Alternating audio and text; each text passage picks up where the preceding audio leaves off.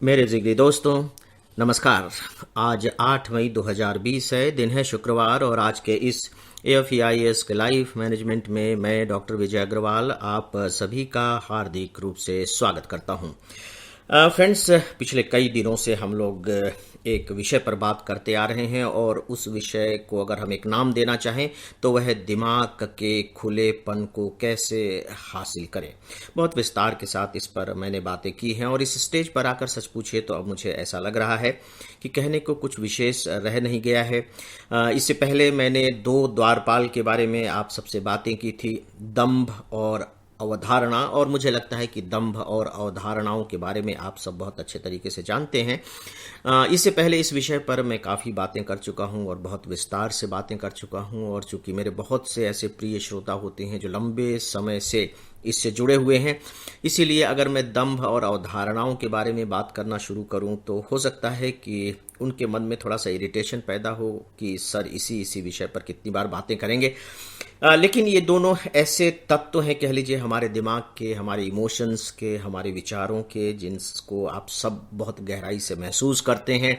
उनके परिणामों को हम सब भुगतते भी रहते हैं और भुगतने के बाद हमें ऐसा लगता है कि नहीं यार, अब ऐसा नहीं करेंगे, अपने को संभालेंगे। लेकिन अनफॉर्चुनेट पार्ट ये होता है कि जैसे पानी हमेशा ढलान की तरफ बहता है, ठीक उसी तरह से हमारे दिमाग में भी एक ढलान बनी हुई है और फिर से हमारा जो दिमाग है ये दंभ और जो अवधारणा की जो ढलान है उधर लुढ़क करके और फिर से हमें गड्ढे में डाल देता है। हाँ, लेकिन जो लोग सतर्क रहते हैं, लगातार अलर्ट रहते हैं, आत्म समीक्षा करते रहते हैं, धीरे धीरे वो अपने इस ढलान को पहले समतल में बदलते हैं और इसके बाद चढ़ान में बदल देते हैं। तो फिर दंभ कितना भी दम लगा ले, अवधारणा कितनी भी ताकत लगा ले, फिर वो ऊपर नहीं चढ़ पाता। तो सच पूछिए तो कहीं ना कहीं मुझे ये लगता है कि इसके लिए जो ढलान उपलब्ध कराई है उसके लिए हम ही जिम्मेदार हैं।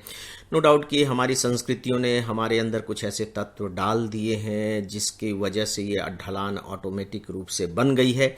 अब उसका तो हम क्या कर सकते हैं, लेकिन ये बात जरूर है कि अगर हम सतर्क रहें, अपना आत्म विश्लेषण करते रहें और अगर हम ये संकल्प ले लें कि नहीं, इससे मुक्ति पानी है, तो दोस्तों मैं ये तो नहीं कह सकता कि आप इससे पूरी तरह मुक्त हो सकते हैं, हो भी सकते हैं। संत जो महात्मा हुए हैं वो आप कह लीजिए कि पूरी तरह से इन सबसे मुक्त व्यक्ति ही हैं, लेकिन ये जरूर है कि आप इसे काफी कुछ सीमा तक कम करते करते उस स्थिति तक ले जा सकते हैं जहां यह आपके लिए नुकसानदेह नहीं रह जाएगा, आपको मानसिक त्रास नहीं पहुंचाएगा और बड़े कंफर्टेबल सिचुएशन में आप रहने लगेंगे। यहां तक आप आ सकते हैं, इस बात की गारंटी मैं दे सकता हूं।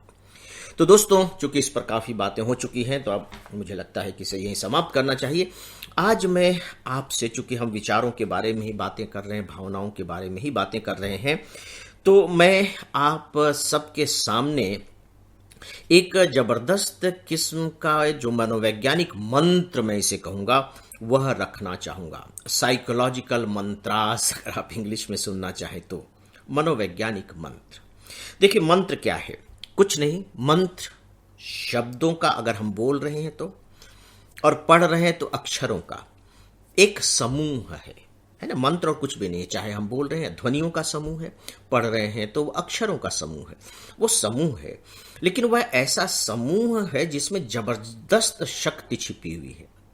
लेकिन ये शक्ति सामने आएगी कैसे? दोस्तों, जैसे एक एटम बम है, उसमें कितनी शक्ति छिपी हुई है, सोच करके देखिए, है ना, कितना ब्लास्ट, एक्सप्लोजन कर सकती है वो। लेकिन क्या वो अपने आप कर सकती है? उसमें जो शक्ति छिपी हुई है उसे हमें एक्सप्लोड करना पड़ेगा, या यूं कह लीजिए कि उसका हमें एक्सप्लॉइटेशन करना पड़ेगा। उसके लिए हमें गतिशील होना होगा, एक्शन करना पड़ेगा। तो मंत्रों के साथ भी बिल्कुल यही है। मंत्रों को कहा जाता है ना कि मंत्रों को सिद्ध करना पड़ता है। शब्द तो हैं, लिखे हुए हैं, हम जप भी कर रहे हैं। तो जो हम जप करते हैं, जप करने का मतलब ही यह होता है कि करते करते करते करते हमारे सबकॉन्शियस माइंड में इस तरीके से बैठ जाएं कि वह एक्शन में हमें कन्वर्ट कर दें कि नहीं भैया बहुत जप गए, वो तो दिमाग में सो तब वही बात, जागो तब वही बात, सोचो तो वही बात, यार अब इसके लिए कुछ ना कुछ करना पड़ेगा, हम करने लगते हैं। तो मंत्र अगर हमें करने की ओर प्रेरित कर देते हैं तो ये मान करके चलिए कि चाहे वो सामान्य सा वाक्य क्यों ना हो, वह मंत्र बन जाता है। हमारे और आपके लिए तो मंत्र है। जिस भी वाक्य से हमारे जीवन में जबरदस्त किस्म का सकारात्मक बदलाव आ गया है, वही हमारे लिए मंत्र है। तो दोस्तों, मैं आज आप सबके सामने एक खूबसूरत प्रार्थना रखने जा रहा हूं। बहुत ही छोटी सी प्रार्थना जिनको करने वाली है रेनहोल्ड निबुहर। ये जर्मन की विचारक रही हैं, सन 1800 के आसपास इनका काफी नाम था और इन्होंने एक बड़ी प्यारी सी किताब लिखी है। देखिए उसका नाम ही क्या है, कॉमन सेंस। कॉमन सेंस, किताब का नाम ही है कॉमन सेंस। इन्होंने एक बहुत सुंदर प्रार्थना लिखी है। देखिए प्रार्थना तो वही है, हम भगवान से करते हैं, गॉड से करते हैं, जिसके जो भगवान है उससे हम करते हैं। और भगवान का मतलब है सर्वशक्तिमान। हम ये मान करके चलते हैं कि इससे बड़ी शक्ति इस दुनिया में कोई नहीं है और इससे हम जो कह रहे हैं वो हमारे लिए वो कर देंगे या हमें दे देंगे, क्योंकि वो कुछ भी कर सकते हैं। उसी को हम भगवान कहते हैं। तो अब देखिए कि इस प्रार्थना में कहा क्या गया है, ये किस तरह की प्रार्थना है। दोस्तों इसे केवल सुनिएगा मत और केवल समझिएगा भी मत, है ना। इससे आप आत्मसात कीजिएगा, अपने हृदय के अंदर उतारने की कोशिश कीजिएगा, है ना। कोई चीज जब आत्मा में उतरती है तो फिर उसकी तो बात ही और हो जाती है। देखिए ध्यान से सुनिएगा, है ना। हे भगवान, हे भगवान, जिन चीजों को हम बदल नहीं सकते उनको स्वीकार करने की हमें शक्ति देना। मैं दोहरा रहा हूं, हे भगवान, जिन चीजों को हम बदल नहीं सकते उनको स्वीकार करने की हमें शक्ति देना, और जिन चीजों को बदलना चाहिए उन्हें बदलने का साहस दो। जिन चीजों को बदलना चाहिए उन्हें बदलने का साहस दो, और ऊपर दी गई दोनों चीजों का अंतर पहचानने की समझ दो।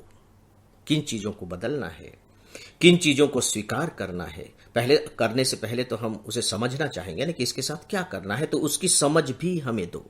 दोस्तों अब इस प्रार्थना को मैं एक साथ पढ़ रहा हूं। हे ईश्वर, हे भगवान, जिन चीजों को हम बदल नहीं सकते उनको स्वीकार करने की हमें शक्ति दो। हे ईश्वर, जिन चीजों को बदलना चाहिए उन्हें बदलने का हमें साहस दो, और हे ईश्वर, और ऊपर दी गई इन दोनों चीजों का अंतर पहचानने की हमें समझ दो, बुद्धि दो, या यूं कह लीजिए विवेक दो, ताकि हम उन्हें पहचान करके और फिर उसके अनुकूल उसके साथ व्यवहार कर सकें। तो दोस्तों ये जो प्रार्थना है बड़ी खूबसूरत प्रार्थना है। इस पर आप सब थोड़ा सा मनन चिंतन कीजिएगा और आप पाएंगे कि इसके केंद्र में अनुकूलता का ही सिद्धांत है। या तो अनुकूलता का सिद्धांत है, हम उसको स्वीकार कर लें।